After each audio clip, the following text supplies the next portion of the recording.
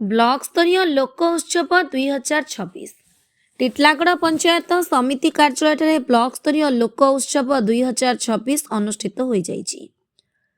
एथिरे पंचायत समिति अध्यक्षा श्रीमती संजुक्ता नायक, गोष्ठी उन्नयन अधिकारी चंद्रमणि नाग योगदान दे दीप प्रज्वलन करी लोक उत्सव शुभारंभ करथिले। एथिरे टिटलागड़ ब्लॉक अंचल प्रत्येक पंचायत कलाकार माने योगदान दे कला प्रदर्शन करथिले। एथिरे जो माने भल प्रदर्शन करिथिबे से माने उपखंड स्तरीय लोक उत्सव को जिबे।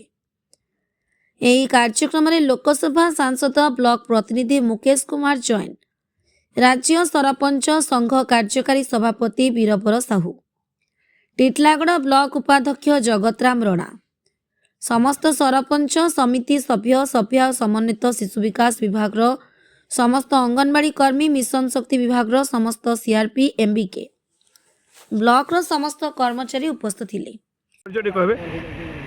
संयुक्ता ने टिटलागड़ ब्लॉक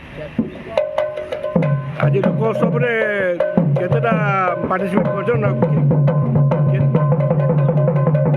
राज्य सरकार निर्देश अनुसार प्रत्येक ब्लॉक रे आज गोटे लोक महोत्सव होछि। लोककर उल्लास बहुत सुंदर भाबे होछि। आज हमर टिटलागड़ ब्लॉक रे भी बहुत सुंदर भाबे लोक महोत्सव भाबे पालन करछु। 24टा पंचायत रे बहुत सुंदर सुंदर टैलेंट माने आछन, जेटा हमें की जे से टैलेंट के आज हम टिटलागड़ ब्लॉक रो मंच रे आज जाके और आपण परिचय कहबे।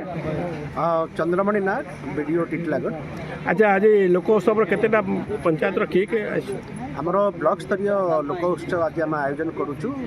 टिटलागड़ ब्लॉक अंतर्गत समस्त 24 कोटी ग्राम पंचायत विभिन्न गाँव रे थिबा आमर जो कलाकार माने अछंती आमर जो पारंपरिक कला अच्छी, संगीत अच्छी, गीत नाच अच्छी, तार केमिति पुनरुद्धार हो पारिबो सेति प्लाटफर्म दिया जाउचे कलाकार मान।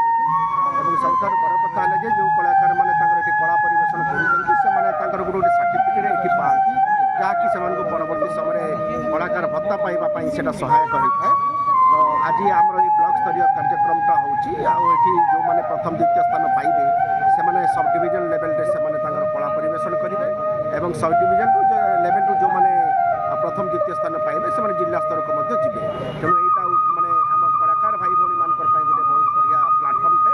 आशा करूँ समस्त कलाकार भाई मैंने ये सामिल हे और आपण मैंने समस्त जमीक प्रसार प्रसार हो चेष्टा करूँ। यहाँ मोर अनुरोध। धन्यवाद। टिटलागड़ इन्ना साहू का रिपोर्ट, फास्ट न्यूज ओडिशा।